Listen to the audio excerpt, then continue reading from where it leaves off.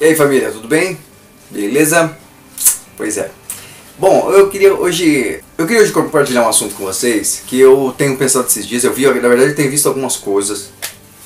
Isso é muito importante. De repente isso vai tirar a dúvida de muitas de vocês, né? Vai trazer uma luz para o nosso entendimento com relação ao evangelho, com relação a quem somos. Eu tenho feito alguns vídeos sobre identidade, sobre, na verdade, ações que a gente tem que ter, ou que deveríamos ter, que é agradável a Deus, a pessoa quem a gente quer agradar. Isso tudo é muito importante, porque na verdade a gente tenta traduzir, né, algumas coisas da vida pela experiência que a gente tem, pelo tempo que a gente tem caminhado. Então isso é muito importante. E esses dias eu tenho visto algumas coisas, realmente são coisas que eu tive muito dessas experiências, tive muito contato com isso, principalmente na Europa. Hoje em dia na Europa a gente vê um número de pessoas que têm Deus como algo muito distante, ou que é apenas um símbolo. Deus se tornou um símbolo para muitas pessoas no mundo. E isso é claro, a Bíblia fala sobre os últimos dias, né, o fim dos tempos, e a gente vê que isso tem sido muito verdade, né? Isso tem expressado, isso tem confirmado a quem conhece a palavra de Deus, quem se dedica a ela, tem vivido muito essa ideia. Mas eu não quero falar muito disso hoje. Esse vídeo eu quero incluir todo mundo, e eu quero expor, na verdade, alguns pontos que a gente tem cometido alguns erros, e a gente tem causado se frustrado, a gente tem se pego em batalhas que Deus não está. E uma das coisas que é muito interessante é que a gente tem vivido num tempo em que o ateísmo tem crescido muito. E ele tem crescido, a Bíblia fala que o nome do Senhor está escandalizado no meio do mundo, no meio do gentio, no meio das pessoas que não creem nele, por nossa culpa. Hoje em dia eu vejo pessoas, assim, nós damos, eu digo nós porque nós somos igreja, de uma forma geral nós somos igreja. Eu, você que está aí, que aceitou o sacrifício de Cristo, reconheceu o sacrifício de Cristo, que crê em Jesus, você é igreja. Então a gente tem vivido um tempo em que nós como igreja temos dado muito exemplo. Por exemplo, você vê canais de televisão hoje em que nós temos muitos canais de televisão hoje, tem muitos canais hoje que tem programas, né, cristãos, em tudo quanto é rede que você vê.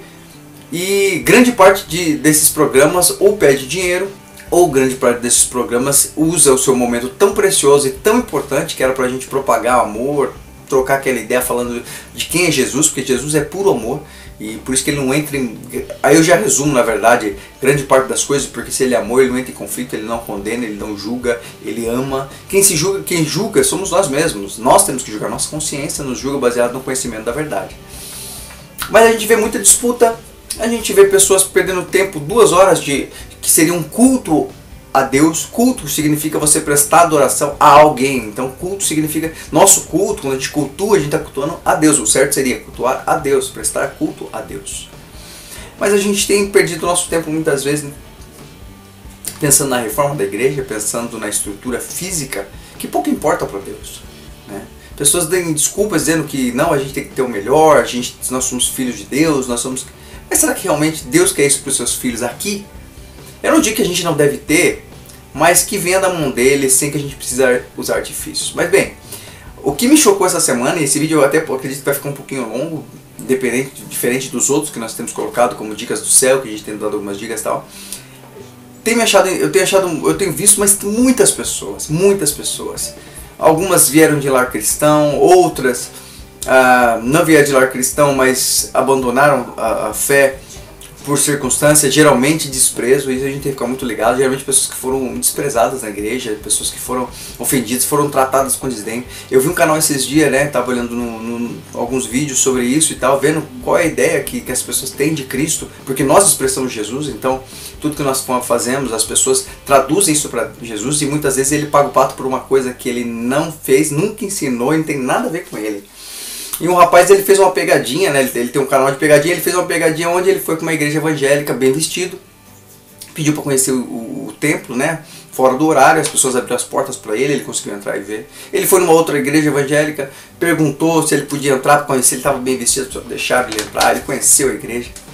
E logo depois ele volta vestido de mendigo, ele pede para as pessoas deixarem ele entrar para conhecer o templo também. Ele viu pessoas entrando e as pessoas não deixaram. Eu entendo que muitas vezes a pessoa que está ali também, ela fala, pô, né, toma cuidado porque não sabe que, né, ficar ter um problema e tal, mas independente disso, A igreja é um lugar de refúgio. A igreja é um lugar de consolo, de descanso. A igreja é um lugar em que Cristo realmente habita, mas ele não habita dentro das quatro paredes, mas ele habita nas pessoas. E a igreja existe para que a gente possa se unir. E ali a gente pode encontrar com pessoas que creem no mesmo Deus, falam a mesma língua e têm o mesmo propósito. Mas a gente muitas vezes não encontra isso hoje. Para isso que a igreja serve. Pessoas falam, por que eu tenho que ir na igreja? Por que eu tenho que congregar? Ué, como é que você vai ter comunhão? Comunhão significa fazer algo com alguém. Ter comunhão com alguém se você nem conhece, nem tem contato, não sabe. Mas essa comunhão é para edificar e não para destruir. Uma vez perguntaram para mim, posso servir Jesus em casa e tal, não preciso ir para a igreja porque não preciso de igreja. Se fosse assim, então os apóstolos não criariam ali, como dizem Atos ali, um ambiente em que as pessoas tivessem possibilidade de se reunir. É mais uma questão de se reunir com um propósito único, que é adorar a Deus, que é devoção, tirar um tempo onde pessoas têm a liberdade de se reunir falando a mesma língua, pensando da mesma forma, adorando o mesmo Deus. É isso que é a igreja. E um ajudar o outro, um crescer com o outro, um sofrer o sofrimento do outro. E para isso que existe igreja. E a igreja é um lugar de refúgio, é um lugar onde as pessoas podem ir, se sentir bem, pessoas possam ter um momento de sossego, e a gente tem perdido essa característica que é tão importante para nós. Então um dia perguntaram para mim, mas posso servir Jesus em casa, não preciso ir para a igreja e tal. Eu falei assim, então tá bom. Então tira um membro, porque nós somos chamados de membro pela Bíblia, Somos membros de Cristo, Cristo é a cabeça e nós somos um corpo. Então cada um de nós, cada cristão que está no mundo é um membro de Cristo. É uma célula, o corpo faz parte do corpo, alegoricamente falando, faz parte do corpo de Cristo. Então tira um membro teu, coloca em cima da mesa e começa a pensar assim, pega um copo d'água. Ele vai se mexer, ele vai buscar? Não, porque ele está fora do corpo, ele não tem comunhão com o corpo, ele não tem contato com o corpo, ele não está no corpo, então ele está fora do corpo. E fatalmente ele vai gangrenar e morrer sozinho. A igreja existe para que a gente possa se unir e estar juntos, e crescer juntos, e nos amar, e ser a resposta para as pessoas que querem. E isso é um fator muito importante a qual eu quero entrar. Na verdade eu estou fazendo esse vídeo de uma forma principal porque a igreja foi gerada no coração de Deus para expressar quem era Jesus como pessoa. E dentro disso está o amor, em primeira instância, na cabeça de tudo o amor, o respeito, a inclusão e não a exclusão, e coisas desse tipo. Eu tenho visto muitas pessoas que se dizem ateus, e discursando sobre a própria vida, dizendo tudo de mal, levando a Deus não existe porque eu fui da igreja uma vez e me trataram mal, eu era da igreja e me desprezaram porque eu sou homossexual, eu fui da igreja e pedi um dinheiro, eu não creio em Deus porque a igreja... Eu não sei se você está percebendo, mas as pessoas falam não creio em Deus por causa disso. Quer dizer, as pessoas só vão entender que Deus existe se a gente expressar que Ele existe de verdade. E quem vive uma vida com Deus em relacionamento com a verdade, sempre vai expressar a verdade de Deus. Primeiro de tudo, o que eu queria trazer para você de repente você tem brigado para tentar provar que Deus existe. Eu tenho visto muitas pessoas gastando horas e vídeos, e muitos vídeos, discutindo, tentando provar que Deus existe, e o ateu do outro lado pega o vídeo e retruca e diz que não existe, e vive uma discussão. Queridos, Deus não se importa com o ateísmo. Deus não se importa se as pessoas não creem nele, mas os religiosos se importam. Deus nunca pediu para que eu e você viéssemos, em primeiro lugar, discutir com ateu nenhum, porque não adianta. Ele vai basear na letra, ele vai basear em estudos científicos para tentar expressar, ele vai tentar provar que a Bíblia foi mudada, ele vai tentar provar que ele não crê porque ele vê uma criancinha com fome na África e vê pessoas morrendo crianças morrendo todo dia, ele vai pensar da forma natural das coisas. A tua fé está baseada na palavra, sim, mas na experiência íntima, aquele momento em que você ora e você sente alegria, no momento que você não era para sentir alegria, às vezes está triste, muito mal, você ora, começa a conversar com Deus, se sente bem. A tua fé, a minha fé, a sua fé está baseado sim na palavra de Deus. A fé ela é racional. Você que tem dado saltos no escuro às vezes aí, entenda assim que isso não é fé, creia e pronto, acabou. Não, mas por quê? Não, porque nada, creia e pronto, acabou. Não, a fé é racional. A fé é algo que você tem que pensar, você tem que refletir, tanto que a Bíblia é cheia de alegorias, e quando o homem geralmente estuda a letra, como a própria Bíblia diz, a letra mata. Então ele vai estudar a letra, ele vai ver que tem problemas de tradução, ele vai ver que a ciência tentou explicar como fosse algo natural. Mas, por exemplo, você vê relatos, como a gente vê da Bianca Toledo, por exemplo, né? Uma mulher que teve a falência de praticamente todos os órgãos, né? Você que de repente está aí, de repente não conhece a história, é um fato verídico, comprovado cientificamente, ela é estudada, tem que estar indo no hospital até hoje, que ela fez tratamento para ser estudada, porque ela faliu todos os órgãos dela por uma infecção generalizada, depois de 6 meses, 3 meses com os órgãos totalmente parados, de repente ela voltou. Isso não tem explicação científica, por quê? Porque não é científico, é um milagre que ela viveu.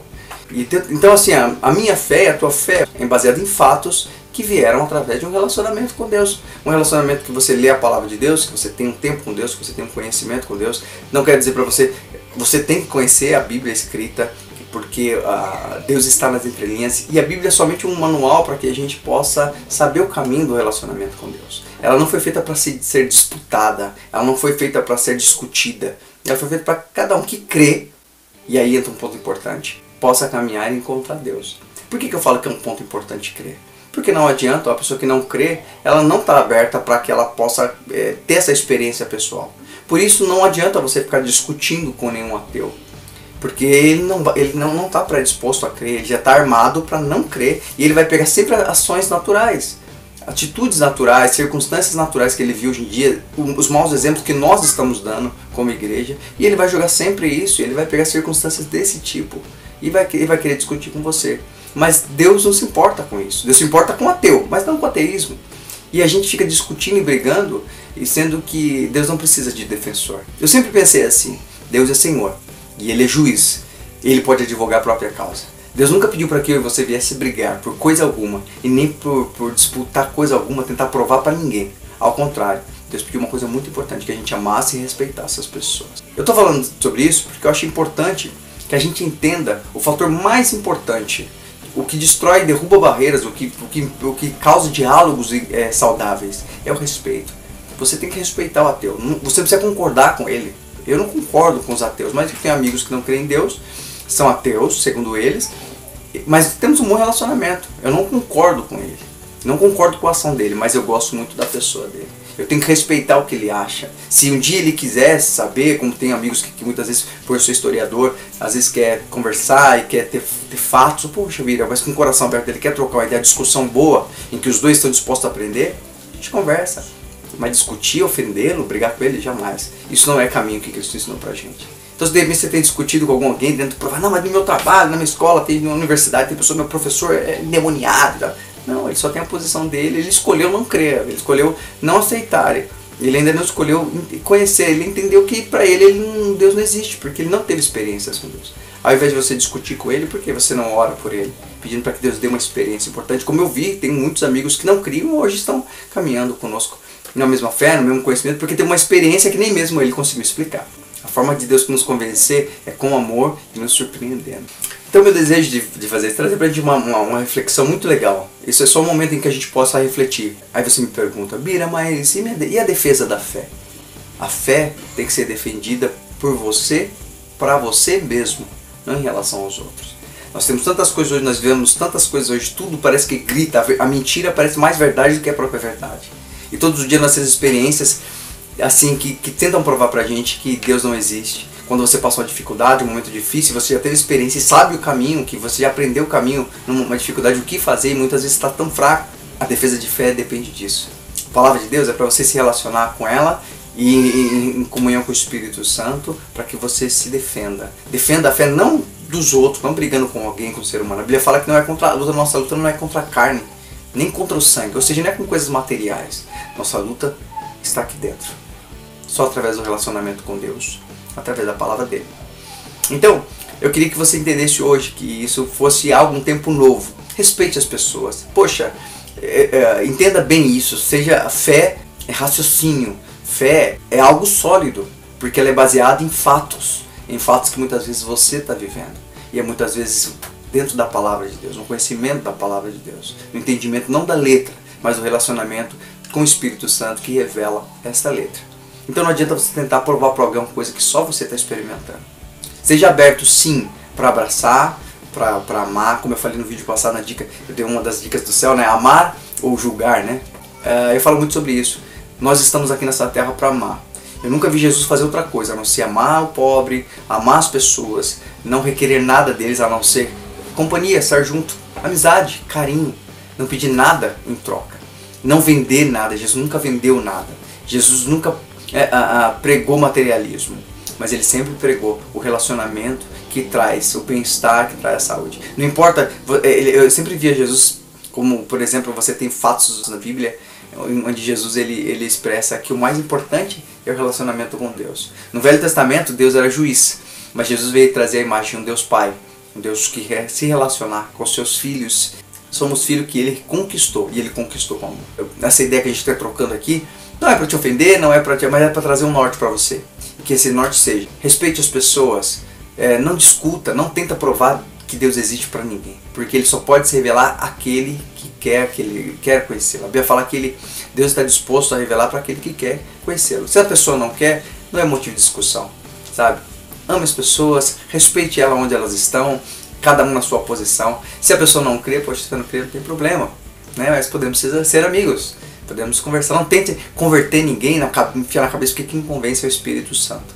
Se houver oportunidade, é claro que você possa falar, mas desde que haja respeito. Entenda só uma coisa, para a gente finalizar, entenda: o respeito e o amor são portas para a oportunidade. Não force ninguém. A Bíblia fala que Deus conquista, ele não obriga ninguém.